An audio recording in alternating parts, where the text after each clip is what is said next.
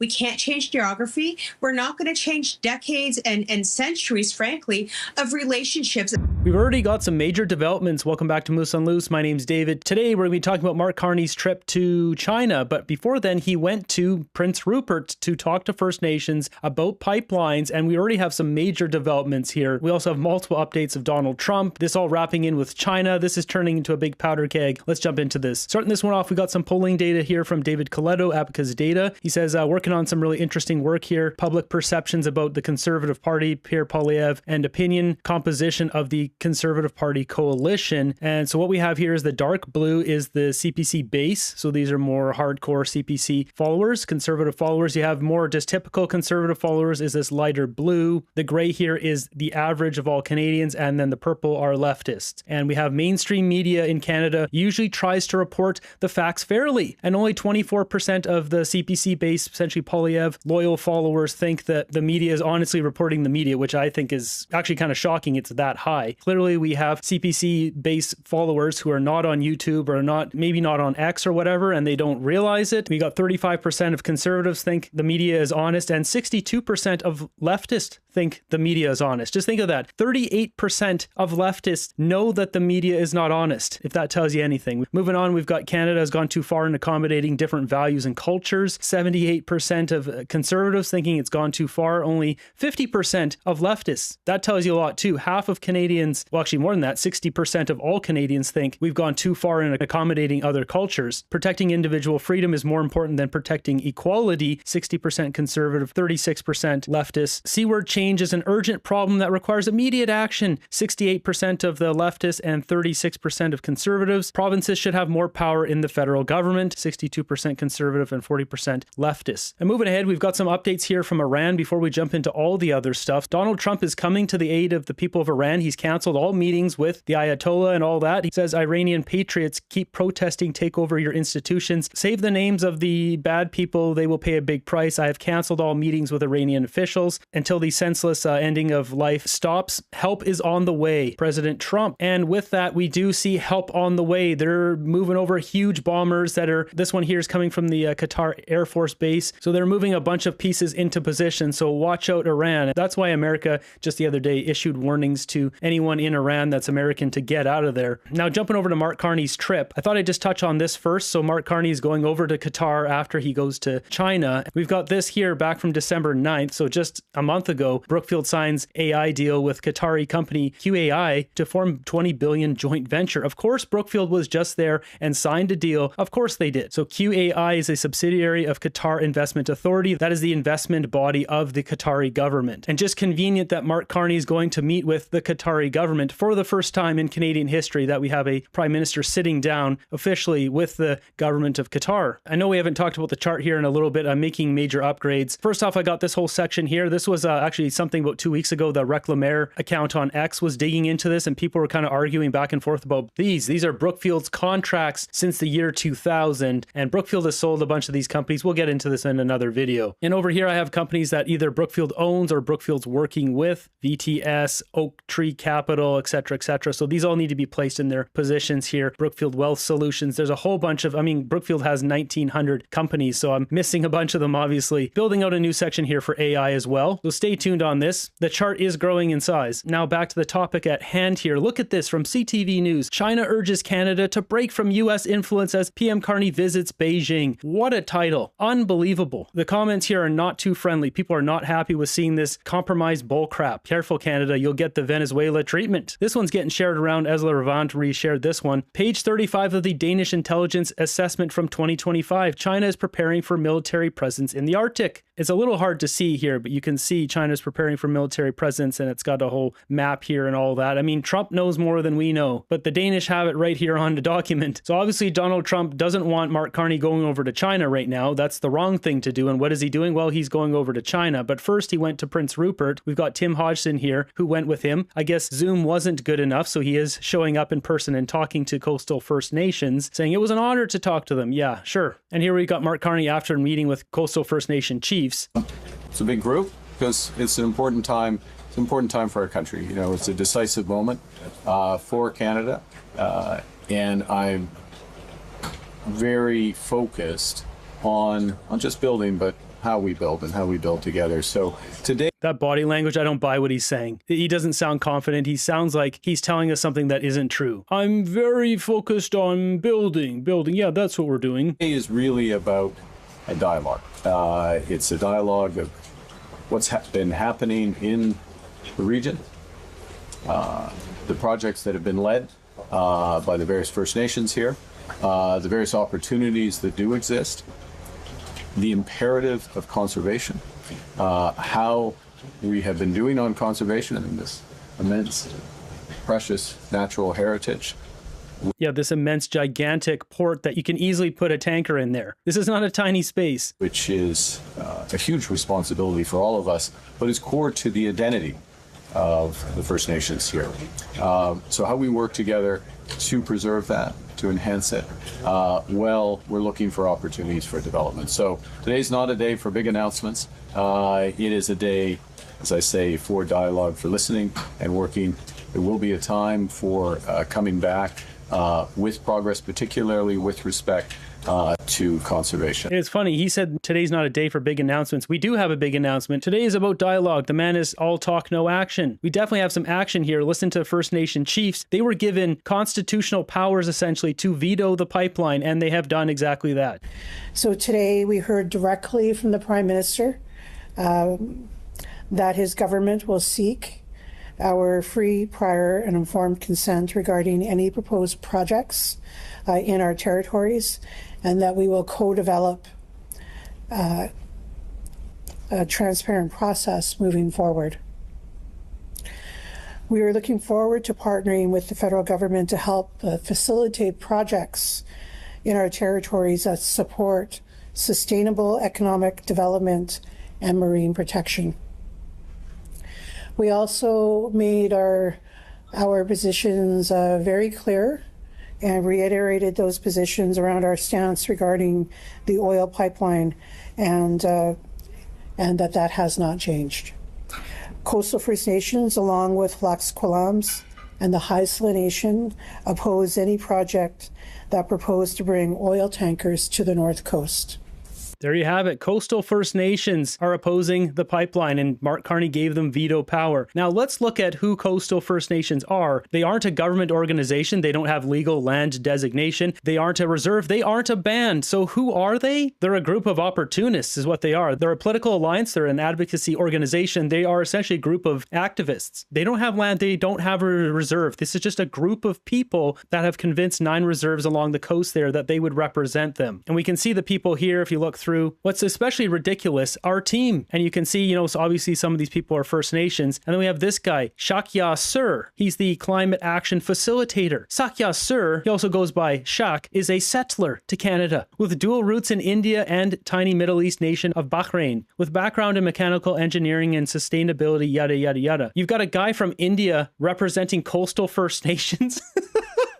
You can't make this up. This is how dumb this situation is. And on top of that, this group is funded by American billionaires. You have a First Nation political alliance funded by American billionaires that are telling Canadians, we don't get to have a pipeline. That's what's going on in our country right now. This should make every Canadian angry. Right on their own page here, First Nations are investing in over $200 million to develop Great Bear Rainforest Conservation Economy. If you scroll down here, they've got it right here. Tides Canada, the Tides Foundation. There's a guy here, Mike's Money Talks has got this laid out. Misleading reporting by the CBC. Coastal First Nations is not a recognized First Nation band or tribal council under Canadian law. It is an NGO with significant funding, which has come from US-based environmental foundations like Tides. I just showed you right on their own page. Gordon and Betty Moore Foundation, David and Lucille Packard Foundation, and you can find a lot of those on here. The Rockefeller Brothers Fund. We also know Rockefeller funds the UN, the 17 Rooms Initiative that John MacArthur, this new deputy minister that Mark Carney just brought in at the end of 2025. He brought this guy in, and you can see right here, I've got it clipped, the Rockefeller Foundation, the UN 17 Rooms Initiative. All these groups are tied together. This is all the same scheme that they're running here. And we've got Pew Charitable Trusts. Here we have the Tides Foundation on Wikipedia. If we scroll down, we can see Open Society Foundations funded by George Soros contributed $25.8 million to Tides between 2020 and 2021, earmarking some of its donations for pro-Palestinian causes. And you can see Rockefellers here contributed $1 million to Tides. These guys are all wrapped up together. I mentioned this multiple times on the channel here. George Soros funding Palestinian protesters. I even have it on the chart here. And I also have Open Society Foundations, as I just read out there. This is George Soros Foundation funding Tides organization. George Soros also has close connections with Chrystia Freeland, who's now working as an agent for Ukraine. And one other thing about Open Society Foundation's George Soros company, if we look on my chart here, I have this connected to Chatham House. What is Chatham House? You can see here Chatham House International Affairs think tank. And looking at the annual report here from a couple years ago, this is from 2023-904, so September 4th. This section down here highlighted in purple, you can see these are partners. Partners provide significant long-term support for the institution's activities, aka financial support. And what do we have selected? We've got McKinsey, aka Dominic Barton, Justin Trudeau's former ambassador to China, that Dominic Barton, but we've also got Open Society Foundations, George Soros' company, funds the Chatham House. And in 2022, who was chair?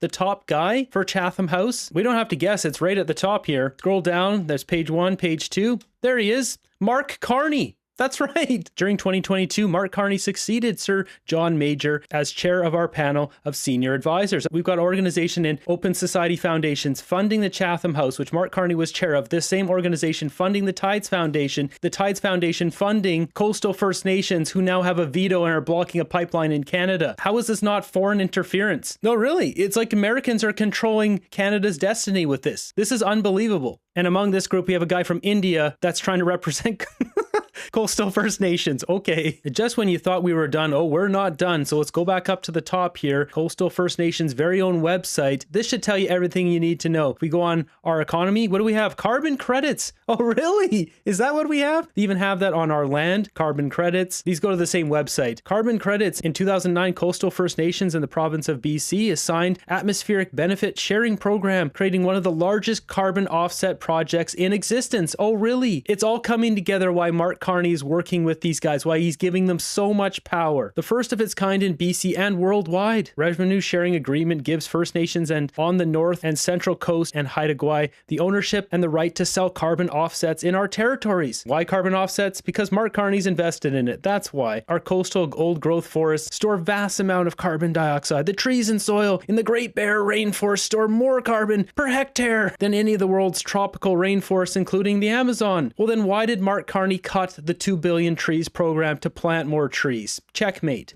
Seriously. So I believe there's a bigger story here, which I'll get into another day. I have a very strong suspicion about something, but just this alone tells you all we need to know about this organization. And clearly they're wrapped in with Mark Carney. Jumping over to this clip CBC Watchers got here. Lisa Raitt calls out David Cochrane to his face. I won't spoil it. It is a beautiful thing. Something we've never seen here on CBC. This is an old-fashioned conservation fight, on this particular issue. It's not about emissions and GHG for the most part. It's about what it would do to the natural habitat if something were to go wrong.